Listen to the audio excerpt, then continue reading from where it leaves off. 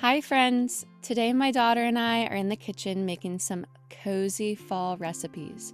We've got everything from pumpkin ice cream, a crisp fall salad, apple butter Pop-Tarts, homemade chai tea, and fresh apple cider. It's the perfect lineup to bring all the autumn flavors into your home. Let's get started. The first recipe I'm getting started on is the pumpkin ice cream. I do just want to warn you before I forget that we do use raw eggs in this recipe, so use your own discretion with that. It's very simple. I'll include all of the recipes below that we use in this video. It just calls for my normal ice cream recipe, plus we added pumpkin and then your classic pumpkin pie spices. So cinnamon, nutmeg, cloves, ginger, a little bit of salt. My husband and I have ice cream together every weekend, and with the weather starting to feel a little cooler, it's just inspired me to bring some fall flavors into our weekend date nights. It's also funny to think about adding pumpkin to ice cream, because now it's like vegetable ice cream, which doesn't sound as appetizing as pumpkin ice cream. I was joking that next weekend we should make broccoli ice cream, but obviously it's different. Also, spoiler alert, we tried it and we loved it, and we made the same recipe the following weekend.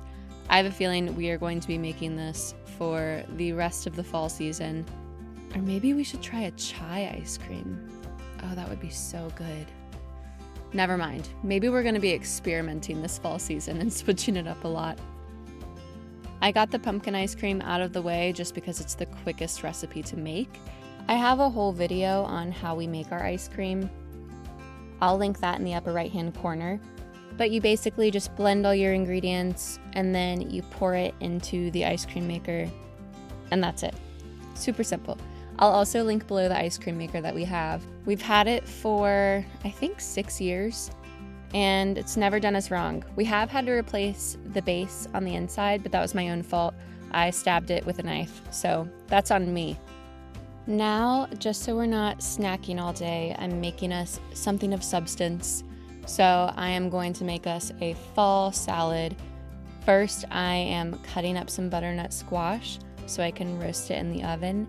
And then also on the same sheet pan, I'm going to be baking some chicken thighs. And then I also have a sheet pan of bacon going in the oven as well. For the butternut squash and the chicken thighs, I just put some olive oil on them, and then I am seasoning them with salt, pepper, and garlic powder just to keep it simple.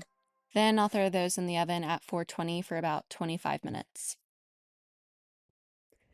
So I've shared before that a couple days a week, my husband will take one or more of the kids to work with him.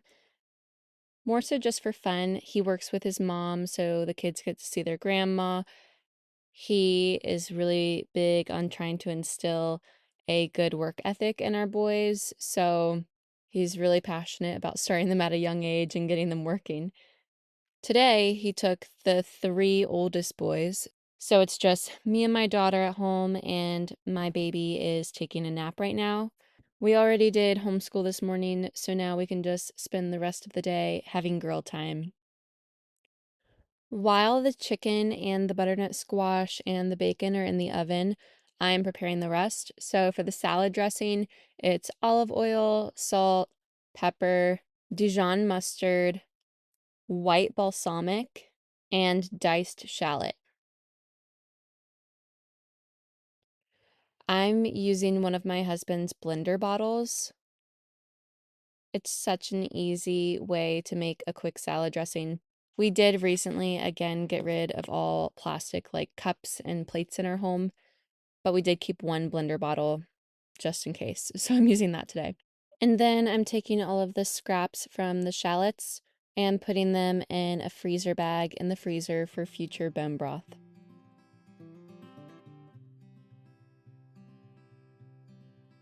I did quickly pull the ice cream out of the ice cream maker, and then I covered that and put it in the freezer. Then getting back to the salad, I'm dicing some pecans and some apple. And then I also got some dried cranberries. I made sure they were ones with no sugar added. And then now it's time to start assembling. So I got a big container of spring mix, and now I'm chopping that to put into our bowls. I'm topping it with the butternut squash, chicken, bacon, pecans, apples, dried cranberries, and then drizzling it with the salad dressing. I've shared before about how we like to batch cook a lot of foods to have on hand during the week, so we always have like protein ready and stuff like that. Normally it's like chicken breast and potatoes, but after having this, I just want to have butternut squash and chicken thighs ready to go so I can make this salad every day because it was so good.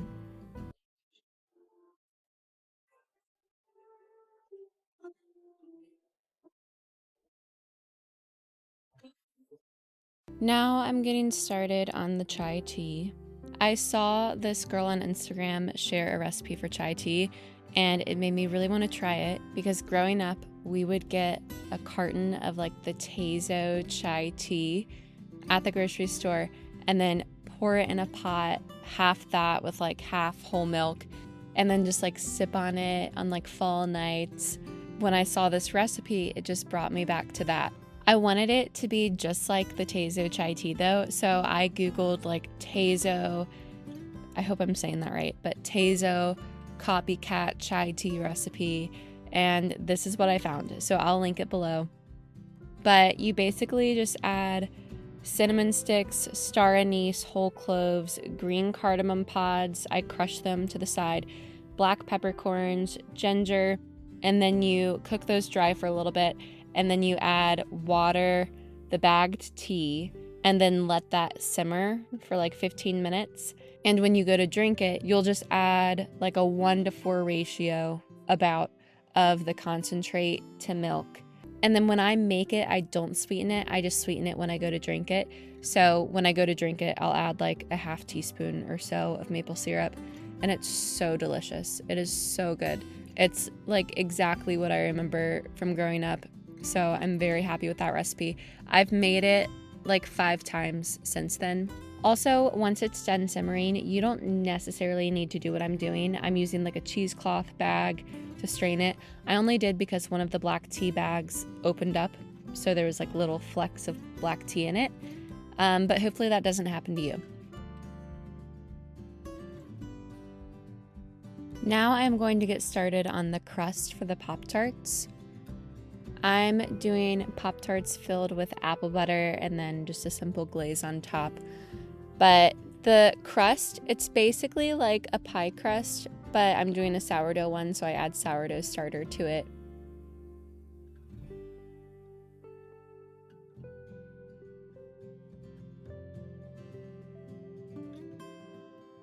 I'm doing it again in the food processor just because it's the easiest way to do it. And then I'm going to wrap that in saran wrap and then put it in the fridge for later.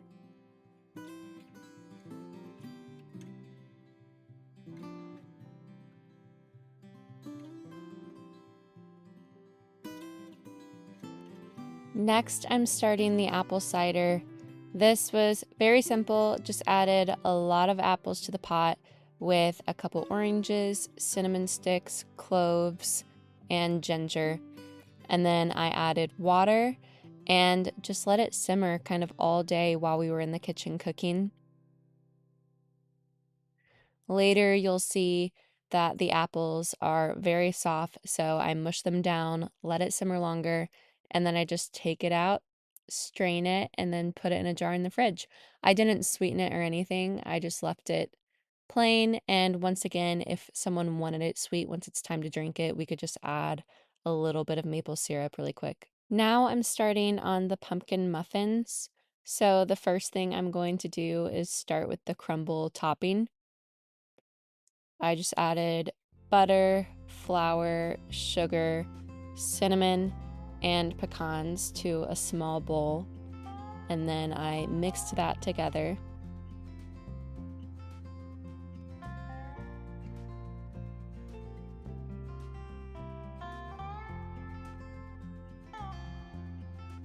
Onto the muffin batter, first I'm adding the dry ingredients. So I'm adding the flour, salt, baking powder, baking soda, and then all of your classic like pumpkin pie spices.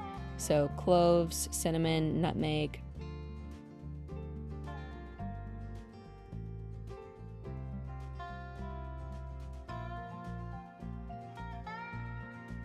And then I actually realized that I wanted to put the dry ingredients in a different bowl, so I switched that really quick. And then into the mixer, I'm adding the butter and the sugar. I'm whisking that up and then adding 1 egg at a time. And then I add in the pumpkin puree. I'm just so excited for pumpkin season. And then once that's mixed up, I'll add in the dry ingredients and mix it. I'm careful not to over mix it, so I usually just wait until it's like almost combined, and then I'll turn it off and fold in the rest.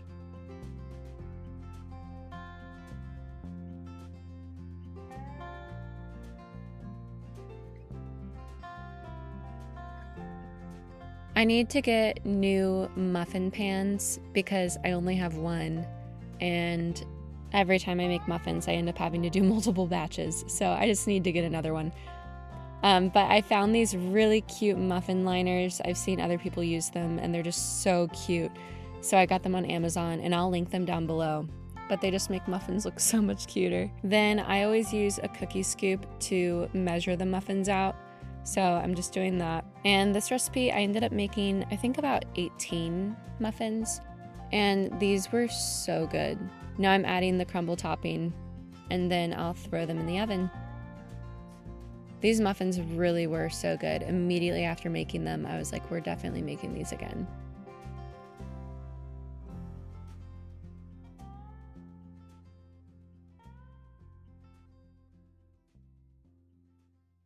Now I'm going to get working on finishing up the Pop-Tarts. I grabbed the dough from the fridge, and now I'm just whisking an egg for the egg wash. I rolled it out into like a rectangle, and then I'm cutting the sides just to make it more straight, and then cutting it into 4. So yeah, this recipe only makes 4, which was fine because, to be honest, my kids weren't huge fans of them. I thought they were amazing and delicious, but my kids just weren't the biggest fans. So at first I was like, oh no, each kid can only have like 1, but then none of them really finished them. So I was like, oh, okay, well, I'll just eat their leftovers. But I promise it was really good. It was so good. My kids just didn't like it. I think maybe if there wasn't so many sweets already in the house, then they would be more interested. But after eating pumpkin muffins and chai tea and apple cider and all of that, I think they were like, whatever, we'll pass. So now I'm just adding the apple butter to each triangle.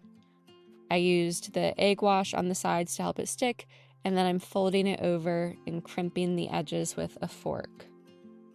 Then I'm going to do one last egg wash on top and put them in the oven. Everyone is home now. Perfect timing for the muffins. My daughter and I, we finished watching our shows. Something that I don't think I've actually shared on at all is we do not do much screen time in our house. We actually don't even have a TV. We're kind of in the habit of letting our kids watch a show on the weekends, and for the most part, that's pretty much it. There's an occasional time where maybe I'll go to like a women's Bible study or something like that where I'm gone, and my husband will let the kids watch a show just if he has like some work to do at home and he just needs help entertaining them. But for the most part, we really don't do much screen time. So whenever my kids do see a screen, they are like glued to it, especially my daughter. I always say she is like a little addict when it comes to screens. It is interesting to see different personalities, because if we just like let a screen be on all day long, my boys would get tired of it after like an hour. My daughter would literally sit there for 24 hours watching a screen if we let her. But you may have noticed when we were making our recipes, she could care less about what we were cooking because there's a screen on and she's like glued in. So that's why it's a rare, special occasion. But lately, with fall coming, and now that I'm doing YouTube and I'm sitting around on my computer more editing, I have been thinking it would be nice if we could find some type of show to watch together, like occasionally, not like go off the deep end, but just like an occasional nap time, watch a show together. And the other day, we started watching Wind Calls the Heart, and so far I'm really excited because it seems really clean. It doesn't seem like there's much language or anything inappropriate. Maybe there is later seasons, I don't know, I'll look into it. But so far, it's been totally great. And it's nice because she's really interested in it, and now I'm actually wanting to get a TV. So there goes everything I just said, all of our convictions on screen times. So I covered the Pop-Tarts with a glaze of just powdered sugar and a little bit of milk and then a dash of cinnamon. And then later on, I mashed the apples in the apple cider, let it cook longer, and then I strained it into some large mason jars. Thank you for watching this video. If you enjoyed it, please like and subscribe. I post videos every Tuesday and Thursday. I'll see you in the next one.